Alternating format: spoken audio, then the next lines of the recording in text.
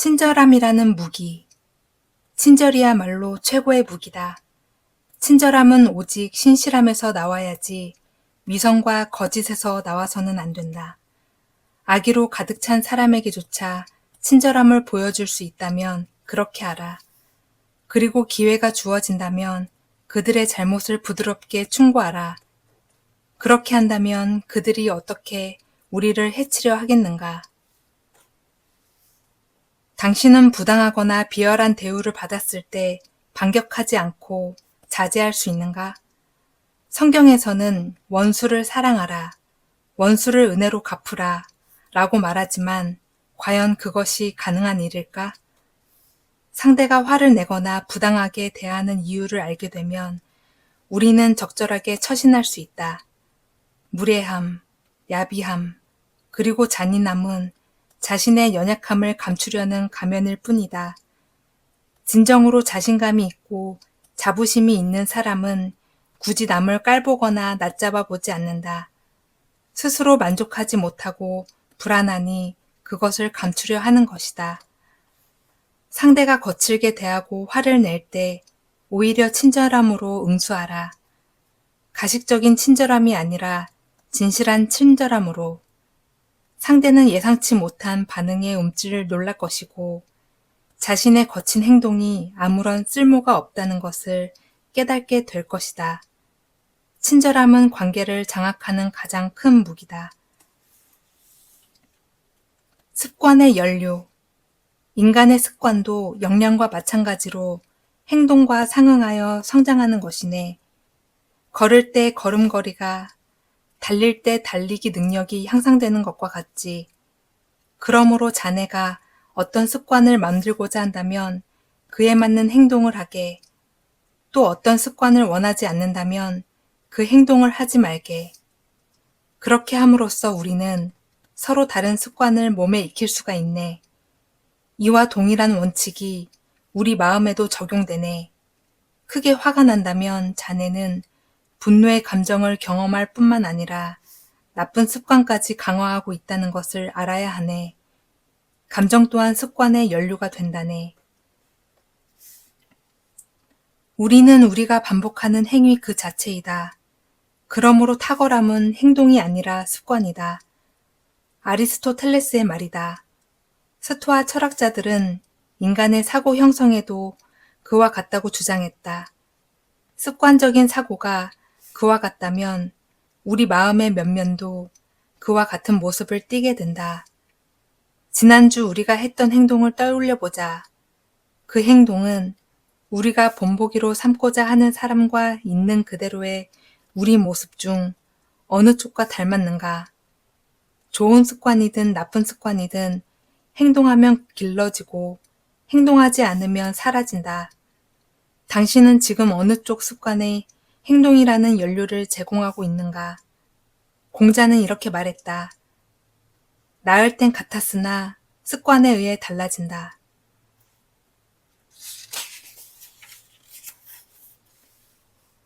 행복은 결과가 아니라 실천 속에 있다. 명예에 사로잡힌 사람은 자신의 행복을 위해 타인의 배려를 이용한다. 쾌락을 사랑하는 사람들은 자신의 감각에만 매여 있다. 오직 진실한 이해를 추구하는 사람만이 자신의 행동에서 진실을 찾는다. 쾌락을 희망하는 사람의 특징을 떠올려 보라. 그것을 얻기 위해 어떤 수단을 사용하는지, 또 그와 같은 목적을 달성하기 위해 어떤 전략을 사용하는지 생각해 보라. 하지만 시간은 그와 같은 것들을 얼마나 빨리 지워버리는가, 또한 이미 얼마나 많은 것들을 사라지게 했는가. 사람들은 행복이 어떤 목표를 달성하는 데 달려있다고 생각한다. 하지만 거부할 수 없는 운명이 간섭한다면, 뜻밖의 사건이 끼어든다면, 혹은 어떤 목표를 달성했는데 어느 누구도 감명을 받지 않는다면, 바로 여기에 문제가 있다. 우리가 통제할 수 없는 것이 행복을 결정하도록 하는 것만큼 어리석은 일은 없다. 만약 우리가 타인의 인정 여부에 맞추어 자신의 목적을 설정한다면 끊임없이 실망하고 마음을 다치게 된다. 하지만 자신의 행위 자체를 사랑한다면 주어진 과제 자체에 만족할 것이며 자신의 모든 역량을 쏟아 부을 수 있게 된다. 우리는 결과가 아니라 행동에서 즐거움을 찾아야 한다. 결과가 아니라 노력 자체에 목적을 두어야 한다. 인정받는 것이 아니라 옳은 일을 하고 있다는 데에 목적을 두어야 한다. 이렇게 했을 때 우리는 항상 만족과 평정을 유지할 수 있다. 부러움의 악순환.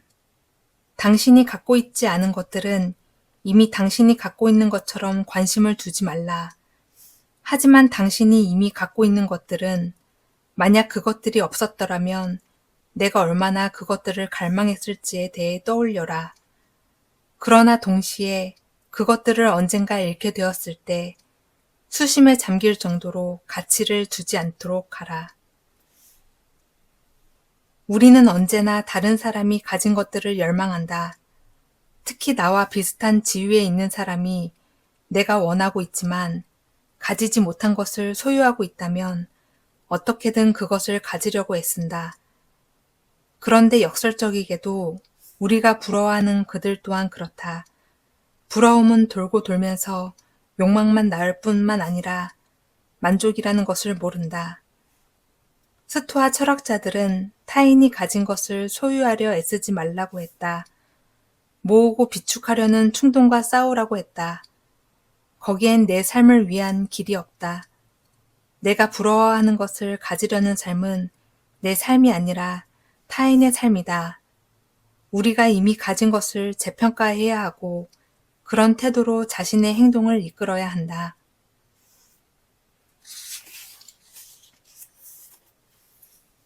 끝까지 계속하게 만드는 힘. 성마른 사람이 되고 싶지 않다면 버릇을 들이지 말게나. 고요한 상태로 첫 발걸음을 떼고 이제부터 화를 내지 않는 날들을 헤아려 보게. 나도 처음엔 매일 화가 난 상태였지. 그러다 하루 걸러 화가 나고 그 다음은 사나흘 간격으로. 만약 자네가 한 달 동안 그렇게 할 수 있다면 신에게 감사하게. 습관이란 처음엔 악화되다가 다음엔 아예 사라진다네. 타인의 도발에도 평온을 유지할 수 있다면 자네는 더욱 건강해질 것이야. 한 번은 코미디언 제리 사인벨트가 젊은 신인 브래드 아이작으로부터 코미디 대본을 쓰는 법과 연기하는 법에 대해 조언해달라는 부탁을 받았다. 사인벨트의 답은 단순했다. 그는 달력을 집어들고 날짜마다 매일매일 유머를 쓰고 연습하면서 다 하고 나면 X표를 치라고 했다. 계속할 수 있다면 그것만으로도 충분하다.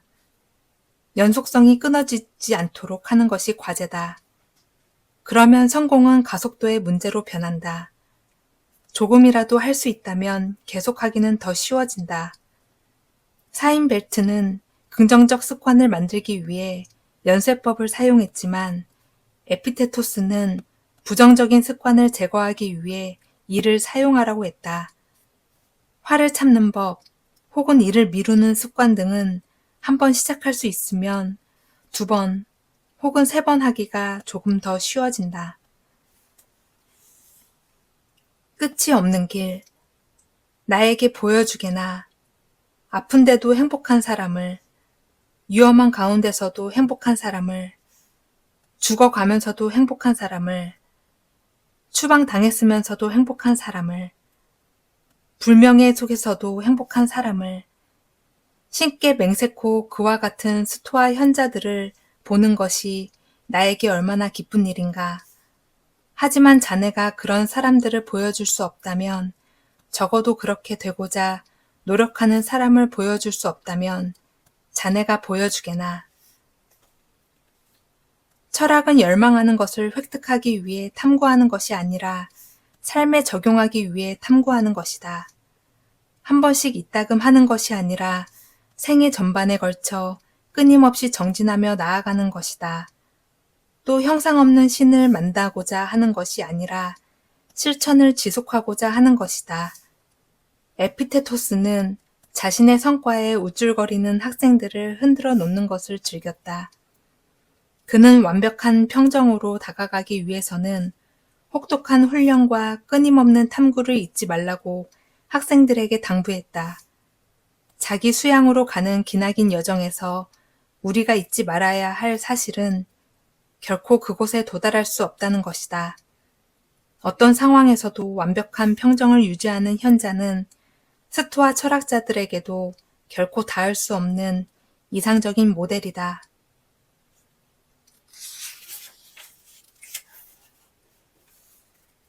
어떤 것을 할 수 있다면 모든 것을 할 수 있다. 지금 당신 앞에 놓여 있는 모든 것에 정신을 집중하라.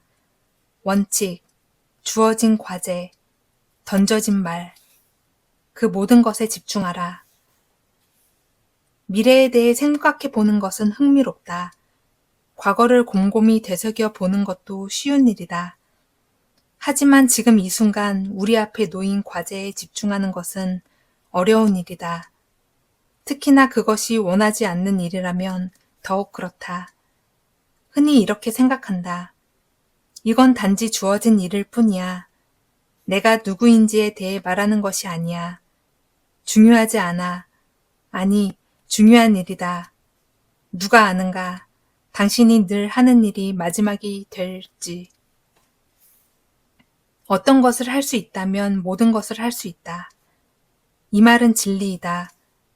오늘을 어떻게 다루느냐라는 것으로 다른 날들을 어떻게 다루느냐를 알 수 있는 것처럼.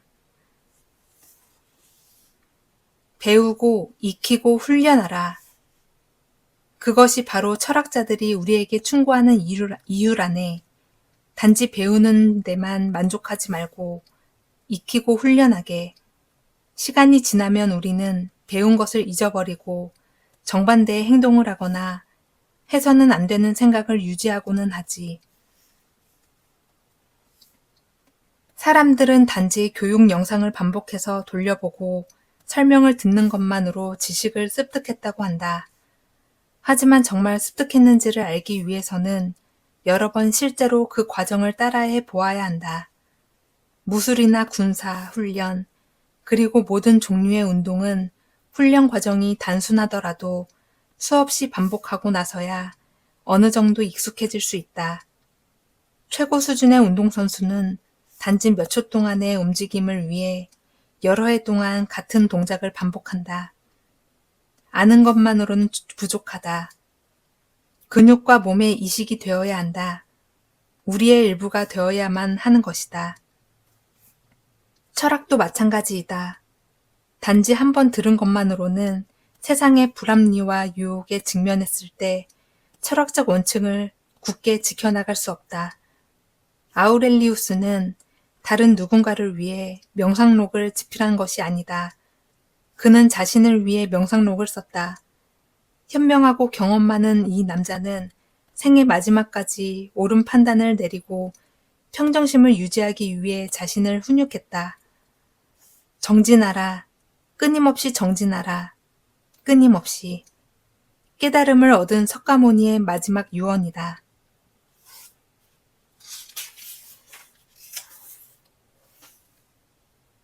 백권 대 한권. 헤아릴 수 없이 많은 책과 도서관이 있으면 무엇하랴. 평생에 걸쳐 읽는다고 할지라도 제목조차 다 읽기 힘들 것을. 수많은 책은 배우려는 자를 가르치지 못하고 오히려 짐더미만 될 뿐이니 많은 저자들 사이를 방황하기보다는 소수의 저자들이 뿌린 씨앗에서 지혜의 싹을 틔어라. 세상에서 가장 열성적인 독자라고 할지라도 지방 소도시에 있는 작은 도서관보다 더 많은 책을 소유할 수는 없다. 책을 많이 읽어야 하는가? 물론이다. 하지만 우리의 수명은 제한되어 있고 읽어야 할 시간 또한 유한하다. 우리는 제한된 시간 동안 좋은 책을 읽어야 한다. 무작위적 독서가 아닌 전략적 독서가 필요하다. 그러므로 읽고 배우는데 양보다 질을 우선시하자. 새로 나온 책 100권을 훑어보는 것보다 고전의 반열에 오른 책 1권을 탐독하는 것이 낫다. 책장은 비어 있을지라도 삶은 풍족해질 것이다.